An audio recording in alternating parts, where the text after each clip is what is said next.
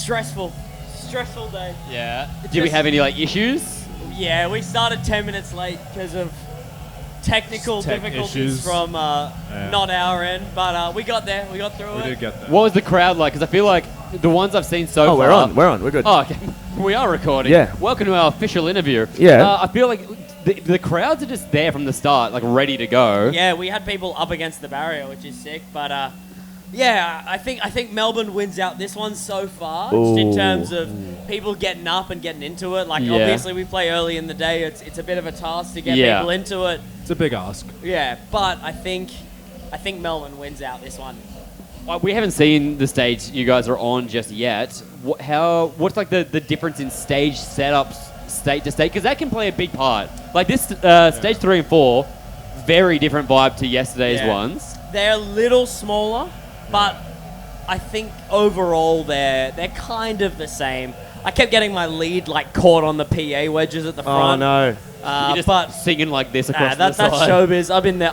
I've been in the trenches before. The stage 5 in Melbourne was slightly bigger. So yeah, yesterday when I saw you after, you said you gassed yourself because you had so much room. Yeah. Did you learn your lesson today? I did learn my lesson. I did. Yeah, I was a reserved Jono. You nearly went wireless though. You were gonna be wireless, Jono. They were talking about how there might be a wireless mic, and I went, "Holy shit. shit, I could level up." Yeah. But then you can't lean on the mic stand. exactly, it fell through, so it wasn't meant to be. But maybe next good things, I'll have a wireless. Things to work towards. I like that. Exactly, it's a bucket list. Just be the guy that just runs out in the crowd. Yeah, exactly. Yeah. And there was a big fucking swoopy ride next to where we were, so I was thinking we'd start the set while I'm at the peak of the ride. Have you seen Jason Butler do that? Fever? He did one in, like, it was an American festival, and they had like a Ferris wheel go around, and he jumped on the back and got carried up while still singing. Holy Jason shit. Butler shit I've It's ever heard. so- in my yeah, life. I it's very- feel I'll do that like and then that's dive into a very drum kit. dangerous. Yeah. That's dangerous. Well, that's old man Johnny judging there. Like, everyone else is like, that's so rock and roll. You're like, oh, H&S. No, it's also like Johnny can't support his weight with one arm. Yeah, well, there's that too. How do you guys go about like planning for the festival set? Because like you said, you're early in the day. You know that like you kind of like a get people into it. Yeah, And this is the biggest festival you guys have played. for sure. Yeah. Well, we aren't closing with our biggest song, which has been fun. That got bumped up. So we're now playing Cold like third. Yeah. Interesting. Heater to start the set. I mean, it gets people involved. Yeah, for sure. We've kind of been lucky because we had the While She Sleeps side shows as well. Yeah. So we were able to test the waters at least for 2 shows prior going into good things. Cool. But yeah, we had to make adjustments. Like Ollie said, like there's media access for the first 3 songs. And I was like, okay, well, we got to make sure that the first 3 songs are the songs that like people give a shit about. Yeah. Like, we're not Have the playing best like moments. unreleased songs in the first 3 sort of thing. But yeah, I think having those side shows leading up into this was kind of nice because we were able to really feel out the highs and some of the lulls in the set and kind of really craft it into something that we were all really stoked with. Is the same set time for you? Yeah, Perfect. same That works 30-minute well. bangers. Makes Yeah. my job easy. Yeah, no faffing about. We just fucking get in, we play, we get out. Easy. And when it comes to technical difficulties, how do you feel about entertaining you had during to that? go there. How do we feel about what? Entertaining, because when things go wrong, and then you're like, you guys are up there, you're like, well, people here watching. Yeah. What do we have any like techniques? Unfortunately, it's not like mid-set things where Jono has to like kill time. It's just Yeah. like before we started, And we people had are stuff waiting. that held us up. Yeah. So like we couldn't start. Okay. The tough thing is that it's always things that are out of our control, and it's really hard to communicate to people what's going on or how to like resolve things quickly. We're kind of just waiting on other people to sort their shit, like so to speak. Yeah. All in all, though, like being this sort of festival and the size of the festival and getting a crack at something like this, how much have you learnt from the experience? In even just 2 shows, have you learned a lot about yourselves and about preparation and about... I think it's pushing through adversity, like going on and like knowing that like maybe you've had a rough start to the set, maybe there's been things that have delayed you, whatever it is.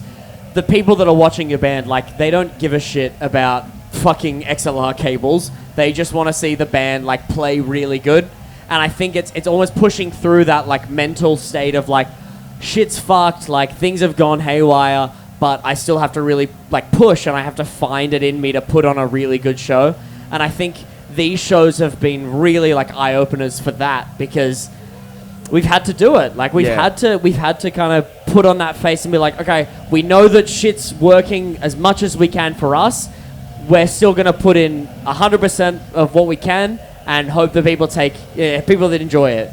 Yeah, that's definitely something that we've always tried to focus on, is like we can get all stressed out with the technical difficulties like before we start, but as soon as the first song starts, it's 100% like regardless of if things are going right or wrong, we're like giving it everything. You've also got the benefit of having, like you said, this is the biggest festival you guys have done. Yeah. This is your chance to like make some new fans straight for sure. away, because they're just, we'll go check them out. We're here anyway. Yeah. You don't want to be like, have the impression of being like, oh, woe is me, we couldn't make it work. Exactly. And so much of the crowd, like, they don't fucking care. Like they don't understand. They don't know the ins and outs of what's happening on stage. They're just there to watch a band.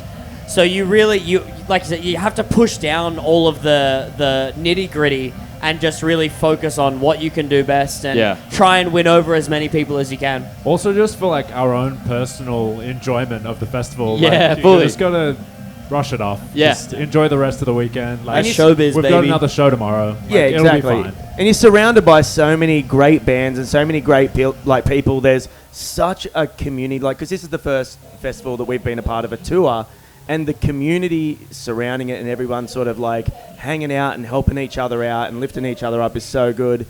At the end of the day, I guess you guys are just stoked to be a part of this. Yeah. It's cool to do it with friends as well. Like, we're For all sure. really good friends with Tapestry, Ocean Sleeper, me and Carl are really good buddies. So it's really cool to, like, see your friends excel and be able to watch their sets and really, like, do it together. Like, all our green rooms are stacked right next to each other, cool. and it's Yeah. there's this community aspect to it, especially being the Australian, like, small local, like, bands on the lineup. You know, the small local. Yeah, well, thanks for letting us play.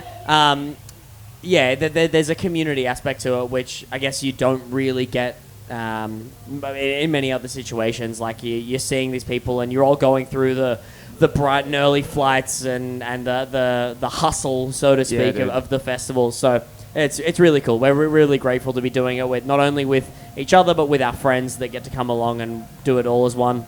And how do you feel, completely irrelevant to that, but we noticed the main stage yesterday, I would say 75% of the bands played at least one cover song during their set. Yeah, I did notice that. How do you guys feel about that from big bands or for yourselves as a way of like bringing people in? Because like, okay, they might not know us, but they can hear a song they know done by us. I feel like for big bands doing covers, I reckon it's sick. Yeah. But for bands like my problem with covers is I don't want people to think it's the highlight of the set. Oh, that's a great point. Because we used to cover a Defeater song, and we used to, like, once we stopped playing it, it was all people chanted at shows. Yeah. It's like red, white, and blues. It was like, we have our own songs, though. Yeah. We have 30 minutes to sell you on our music. Yeah. To put in a cover, like, it doesn't make sense for bands at our size, but I think, like, Fall Out Boy and shit doing covers is, like, sick because people care about the other songs as well. Yeah. Did Corey Taylor cover In Excess? Yeah. Yeah, So and sick. he also covered 4 or 5 songs from his other 2 bands. Oh, that rocks. Sick. Did he That's play not a cover, Psychosocial? mate. Big It dog doesn't move. count as a cover if you're doing your own songs. No, if it's a completely different band, I would say it's still a cover, because I would guarantee you that a lot of Slipknot fans would not be into his solo stuff. Did he bring out the mask? Yeah, but I would Was say he wearing a people- mask? Yeah, He does did he not. put the mask on for the Slipknot song? He did not. But I think no one that likes him does not like Slipknot. Fair. 100%. That's a good point. Yeah, I've that's a got good to say point. fair and valid. So I think that's a smart move there. Based. Yeah. What my wife is waving at me right Oh. now. No, we're not talking about me. We're talking about Corey Taylor. We're glad that you like your husband. At least someone in this room I like does. him too. Yeah, we're fans. We're fans. He has a take- cool Instagram handle. That's all people You're like jealous, me for. aren't you? My dumb You're handle. jealous. Talk to me. You got obviously your local friends that are playing. What's the one band that you're like, this is sick to be sharing a bill with them? I really like Slowly Slowly. So I'm stoked that I get to watch them like Okay. 3 days in a row. They're almost like a local one though. Like I've seen them 3 times this year. Yeah, true. Yeah, but they're so fucking good. Yeah. They're very good. Okay, international. And also Pat O'Hara is tour managing for them, so Okay, we sure. love Yeah. Pat. Yeah, Pat O'Hara he's a day one Bloom guy, so Yeah. it's cool. Like sort of like I was saying, like that community aspect of it, of like Yeah, there's I just understand. people that you Yeah. see, and you know, for me the band that I'm just stoked to see doing well is Tapestry. Like we've played shows with Tapestry since 2019. Cool. We've been friends. We get along really well, and it's cool to sort of be sharing the same stage, the same sort of set Yeah. time, and Tom has an uncredited feature on In Passing as well. yeah. Tom has a Sneaky. yeah, and Yeah. no one's ever picked up on it. Someone but, find it. A little Easter egg for you. yeah. And Is there a prize? Is there a prize? Yeah, for the $1 first billion. person $1 billion. Yeah, just Wow. $1 billion straight out of our advance. I think we've got that much. It's to got to be spare. the most ridiculous feature then. Yeah. He accidentally sneezed and it's buried Yeah, in the you can mix. have No, a he whole has good things like a guarantee of whole $1 billion. 2 words, 2 vocal parts, just by himself. Very good. Okay. Now, okay, I'm going to reword my question. International bands that you have never played with before, who are we most excited about sharing Fall with? Out Boy, because my parents know who they are, and it validates me Yeah. doing screaming music. That's a cool thing, yeah. I'm just thinking about the lineup. There's so many bands. There are a lot of bands. Like, you've got bands that like OG scene bands, like Taking Back Sunday. Yeah, You've got that's cool. Sepultura. I got their R's for you there. Sepultura. Yeah. Sepultura. Yeah. You're going to say you sounded more French, but I liked it. The Plot in You? Yeah, Plot and You are Oh, sick yeah. as well. Cool. They Those- fucking smoked their stage in Melbourne. Yeah. It was like Yeah. in the tent, We fucking saw- airport hangar thinging. It was crazy. But They energy. did here They too. play at the same time as us, so we can't see them a single day. That sucks. Yeah. That does suck. Yeah. Yeah. That's the hard part when you got consistently. That Like, is a I really want to bummer. watch them at the same Yeah. time. I think Bullet for My Valentine's another sick one. Like Yeah, I that's remember cool. ripping Bullet CDs to my Cool. fucking iTunes library.